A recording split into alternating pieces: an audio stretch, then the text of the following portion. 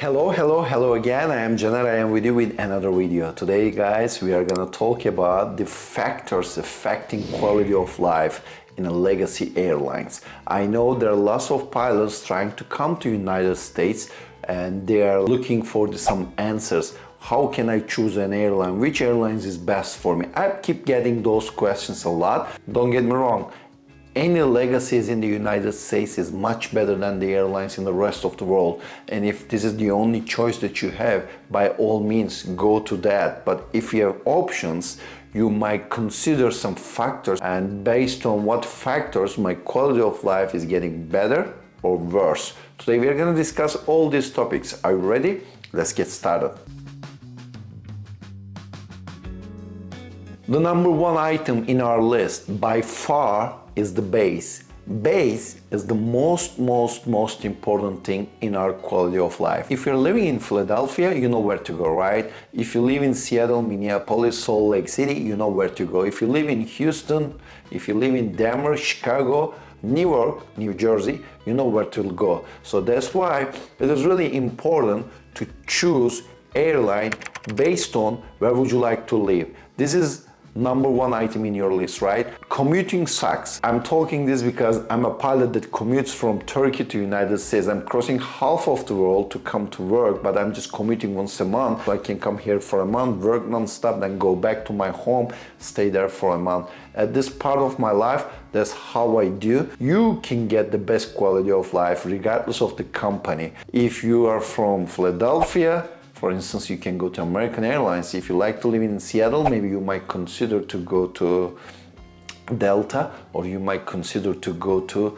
Alaska. Every time you cannot be that lucky. Sometimes, we get accepted to a base, then you get seniority, and now you cannot give up from your seniority to go a better airline just to be able to live in your base. So I know there are lots of variables in that. But to me, for instance, I was living in Houston and I was most seniors as a 737 first officer in Houston. I thoroughly enjoyed my Houston experience because the weather is always good in Houston, and then the airport is great.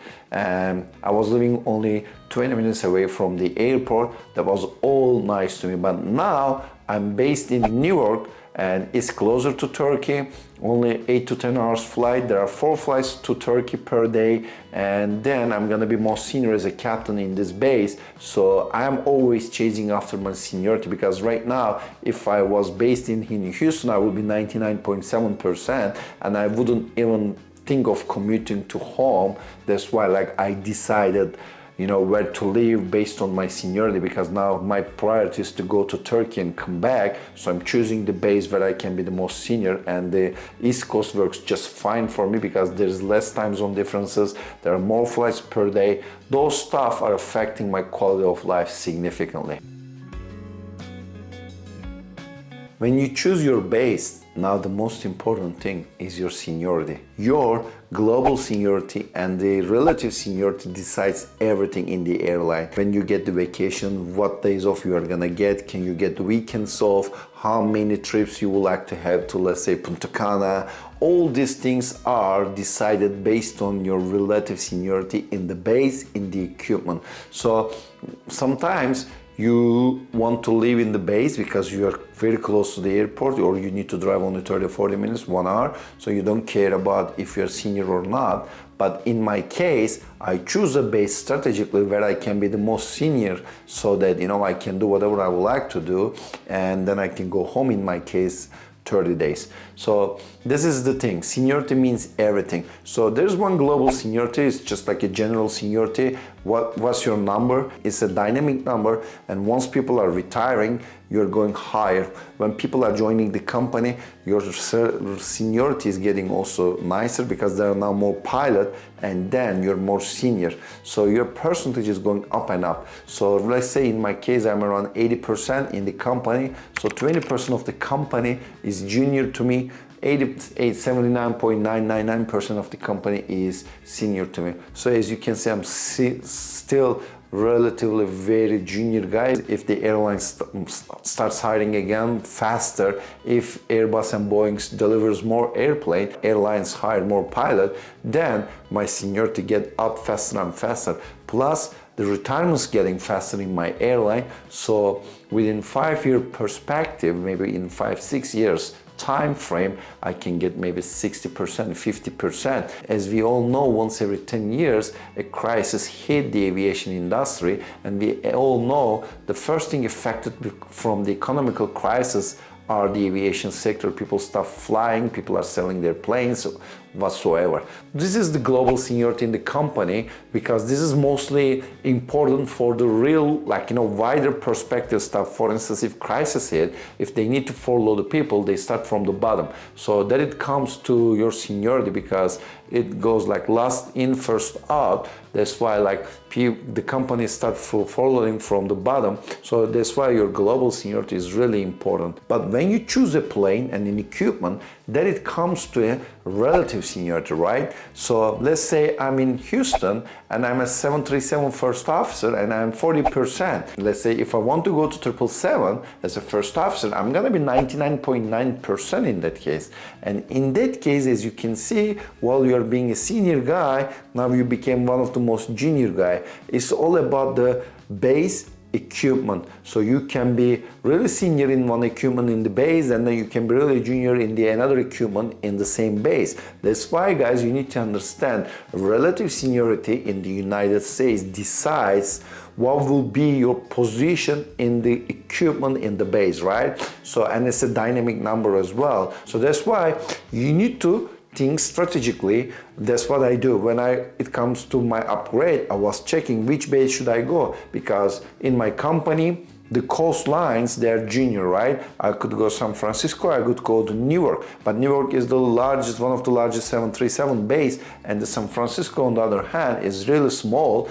And Newark is closer to Turkey. I could be more senior, and there are lots of trips, and trips are much better compared to San Francisco. For instance, San Francisco has more red-eye flying, so I'm trying to avoid that part. Plus, from San Francisco to Turkey, 12 hours time zone difference, it is making the things very inconvenient for me. And on top of that, it takes longer to go home and longer to come back to adjust the jet lag and everything. Those stuff are, just for my case, I'm talking about those stuff. But in other people's perspective, they all have their reasoning model. So that's why it is really, really, really dynamic. But you can choose the equipment that you would like to be in a specific base, so you can control your quality of life. So that's really important. Now let's talk about scheduling. In order to get the scheduling, we always bid for it, right?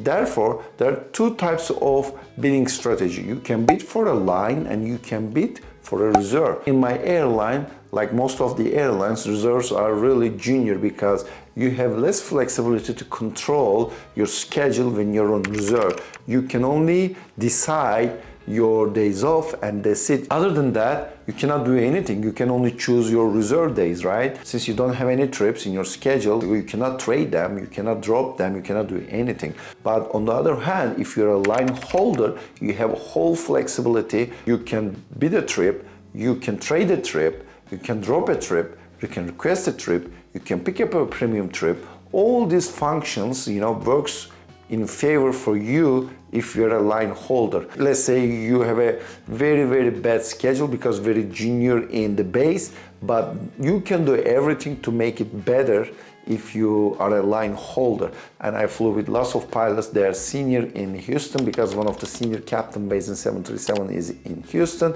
So I've seen a captain that flies only Mondays in each week. So he flies 4 trips a month and he drops everything else. He doesn't need the money, so he just flies once a week on Mondays. So I've seen pilots that are flying one Monday to Thursday. I've seen pilots that they are flying the same destination in the last 10 years. So you can control everything if you're a line pilot.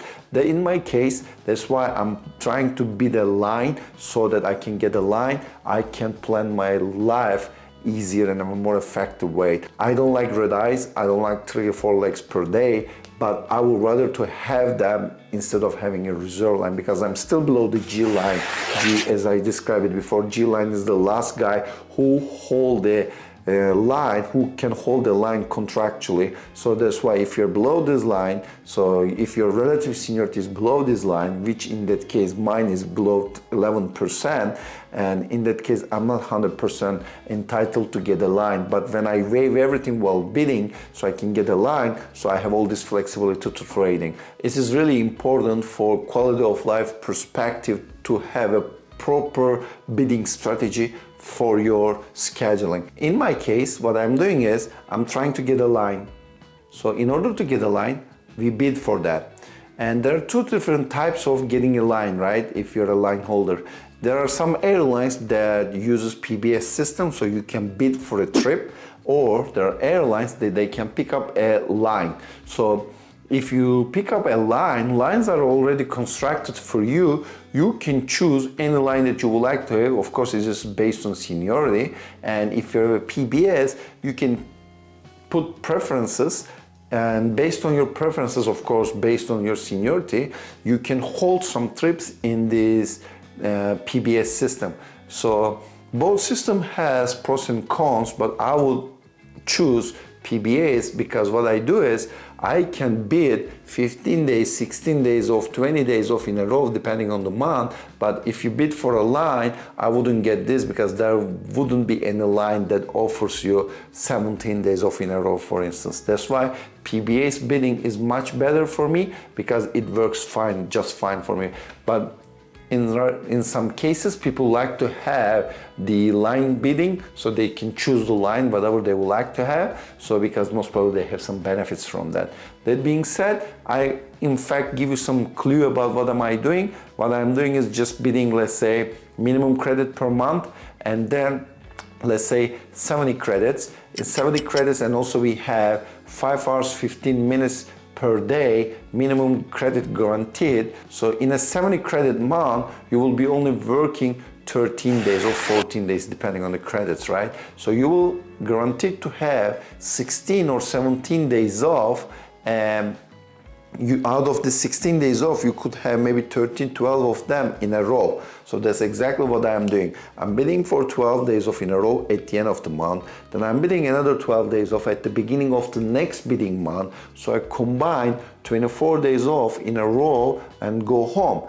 Once my schedule is awarded, then what I do is I just try to trade the trips, to drop the trips, and then I can pick up some soft times. In order to have a great quality of life, you need to bid strategically to get the best trips that you can potentially hold. That's why this system is really transparent. You can see each pilot's schedule, and then you can see what the senior guy's schedule can hold, and then you can see what junior guys to you can hold, so you can roughly estimate what kind of trips you can have in your bidding strategy that will affect your schedule. For instance, each month I'm checking senior guys, what kind of line do they have, and I'm checking the junior guys, how many of them could get a line, and then I do the math, then I can tell myself, okay, you know what, I cannot hold one day high credit trips because they're very productive and they're very senior. So for me, there's no need to bid for them.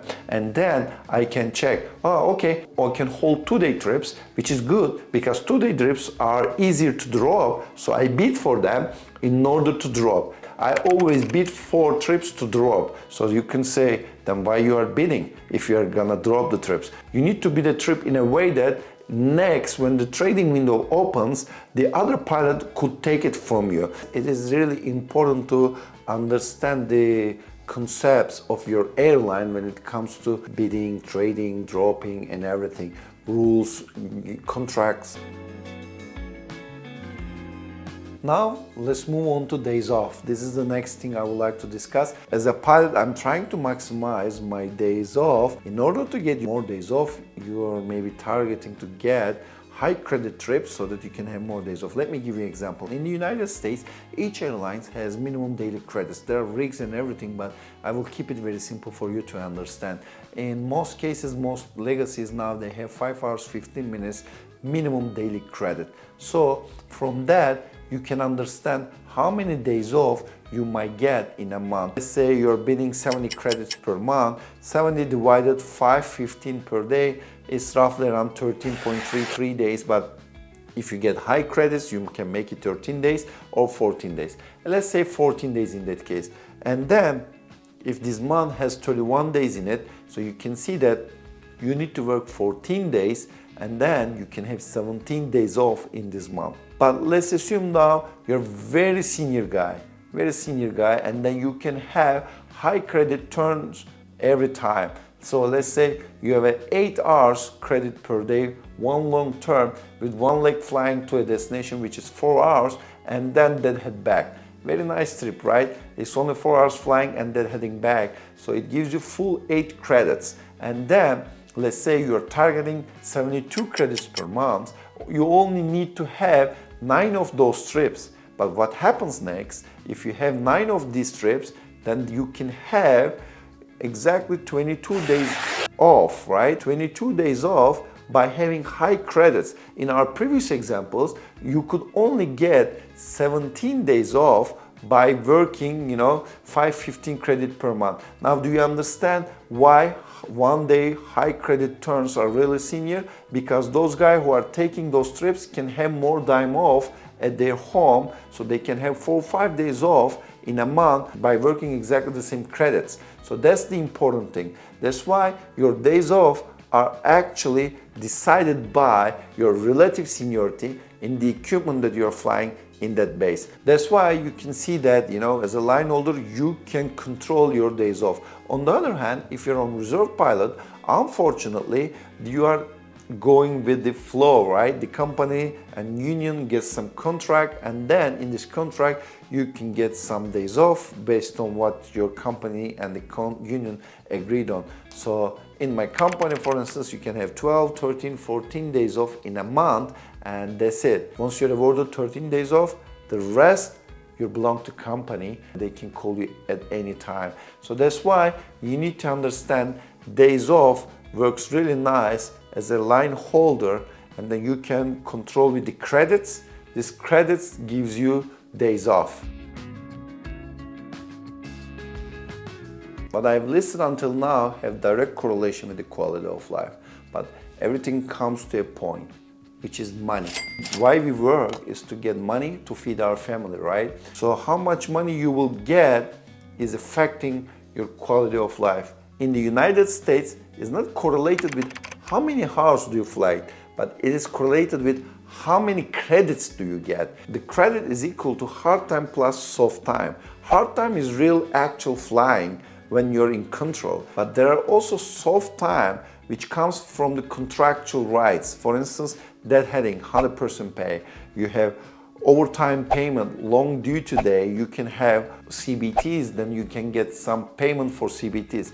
It is all payments coming from other activities rather than direct flying. That's why hard time and soft time has direct contribution on how much you're getting paid for that. For instance, in the last year, I got paid 1,300 credits, but I flew only 650 credits. That's why it is sometimes important to understand the effect of soft time, because most people from looking outside of the United States, or people don't know the system, how legacies work, they think that, okay, 70 hours and this is the per rate, it's very low salary, that's why you cannot do that. I cannot come to this airline because Emirates Qatar pays more. In fact, it is not like that. Contractually, thank God, we are protected so that we can have some nice protections once we are reassigned to a trip. We have overtime, late duty pay. Each airline has their own sets of rules, so that's why it is hard to say because I don't know the other airlines' rules. It is easy to have maybe 10 soft hours for 70 hours that you fly, and then you go to training, you go to simulator training, it's all paid. You do the CBT training. That's why you always have more hours than your actual flying hours. That's why it's important, guys. You need to understand the salary concept first. For you to understand the salary concept first, you need to go back to contract that you have with the company and union, and then you need to read all these items so that you can understand how payment works in your airline. Before finishing the video, it is safe to say that there is no airline in the world in a long term can beat United States legacies. It is by far the best airlines in the world when it comes to contractual rights, quality of life, and also the salary. The salary package, everyone tells me, oh, you know what, you pay huge amount of tax in the United States, so there's no tax in the Middle East.